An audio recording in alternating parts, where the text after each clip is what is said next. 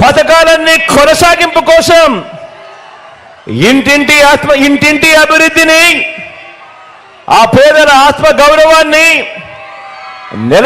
నిలబెట్టుకోవడం కోసం ఆ పెత్తందారులతో యుద్ధానికి మీరంతా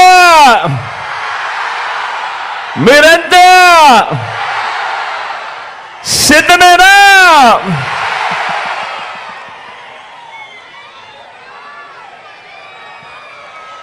మే 13న జరగబోయే ఎన్నికల్లో ఇప్పటి వరకు పేదల భవిష్యత్ కోసం, ఇంటింటి అభివృద్ధి కోసం 130 బటన్లు నొక్కిన మన ప్రభుత్వానికి మద్దతుగా 2 బటన్లు ఫ్యాన్ మీద ప్రతి ఒక్కరూ నొక్కడానికి, 100 మందితో చెప్పి నొక్కించడానికి స్టార్ క్యాంపెయినర్లుగా మీరంతా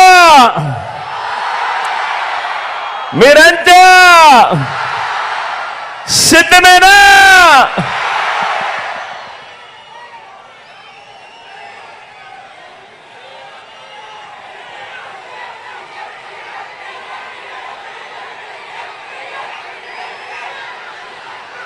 ఇక్కడున్నది మంచి చేశా అన్న ధైర్యంతో నిలబడిన ఒక్క మీ జగన్.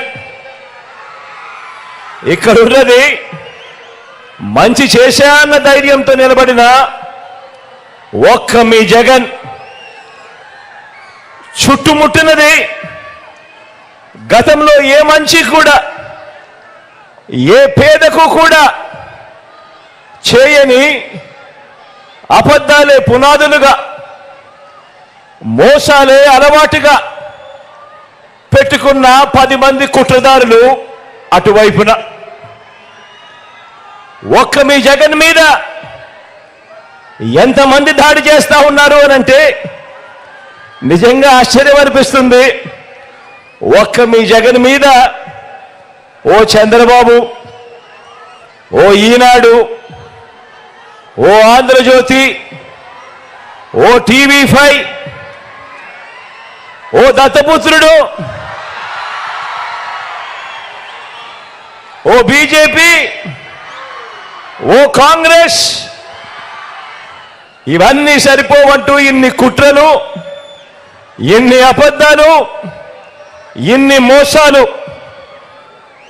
కుటిల పద్మవ్యూహంలో వీరంతా కూడా ఒక్కటై బాణాలు సంధిస్తున్నది ఒక్క మీ జగన్ మీద. మీకు మంచి చేసిన మీ బిడ్డ మీద, మీకు ఆ మంచికి మధ్య మీ సేవకుడిగా ఉన్న ఒక్క మీ బిడ్డ మీద ఇంతమంది దాడి చేస్తా ఉన్నారు. అయినా మీ బిడ్డ అదరుడు, అయినా మీ బిడ్డ బెదరుడు. కారణం ప్రజలనే శ్రీకృష్ణుడి అండ ఉన్న అర్జునుడు మీ బిడ్డ.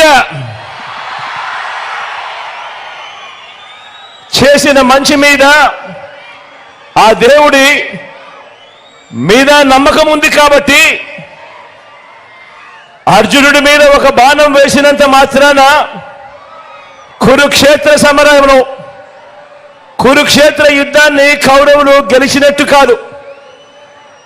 ఒక బాణం వేసినంత మాత్రాన, జగన్ మీద ఒక రాయి విసిరినంత మాత్రాన, జగన్ మీద ఒక రాయి విసిరినంత మాత్రాన జరగబోయే ఎన్నికల కురుక్షేత్రంలో ఆ దుష్ట చతుష్టయం ఓటమిని, ఆ పెత్తందారుల ఓటమిని, మన పేదల ప్రభుత్వం గెలుపును ఎవ్వరూ ఆపలేరు. ఇలాంటి దాడుల వల్ల నా సంకల్పం చెక్కు చెదరదు. పైగా ఈ స్థాయికి వీరు దిగజారారు అనంటే దాని అర్థం ఏమిటి? ఈ స్థాయికి వారు దిగజారారు అని అంటే దాని అర్థం ఏమిటి? విజయానికి మనం అంత చేరువుగా ఉన్నా